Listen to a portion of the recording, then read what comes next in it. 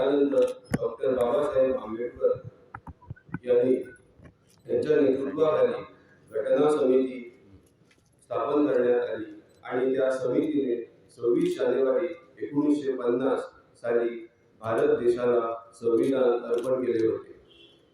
आपला भारत देश हा लोकशाही प्रधान देश आहे.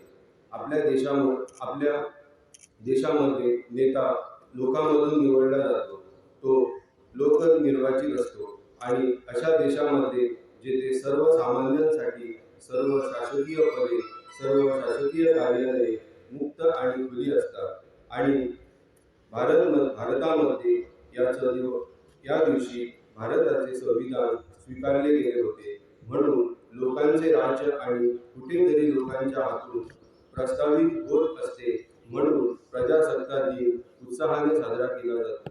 भारत स्वतंत्र झाल्यानंतर भारताला पहिल्यांदा स्वतःचे विचार, स्वतःचे कायदे लोकांसाठी अर्पण करण्यात आले होते आणि तेथूनच कुठेतरी देशाची प्रगती ही खऱ्या अर्थाने वाटचाल पुढे करू लागली होती.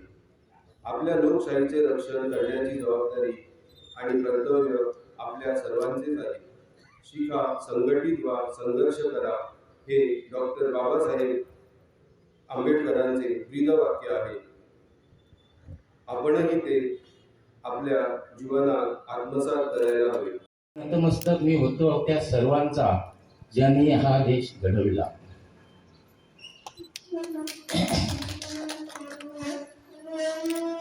आज आपण 73वा प्रजासत्ताक दिन साजरा करतो. परंतु 15 ऑगस्ट 1947 रोजी भारताला स्वातंत्र्य मिळाले. पण त्या स्वातंत्र्याला खरा आकार जो मिळाला तो 26 जानेवारी 1950 रोजी. कारण फक्त स्वातंत्र्य मिळून चालणार नव्हतं, त्याला संविधानाची गरज होती.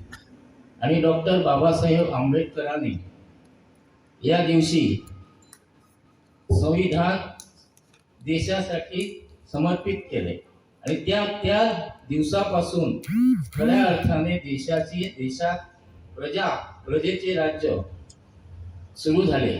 आणि त्यामुळे हा दिवस आपण प्रजासत्ताक दिन म्हणून साजरा करतो.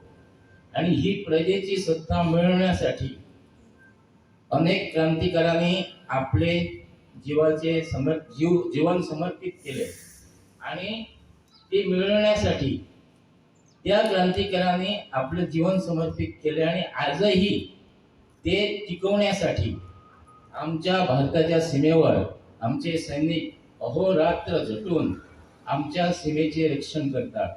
आणि त्यामुळे ही प्रजेची सत्ता आपण भोगत आहोत.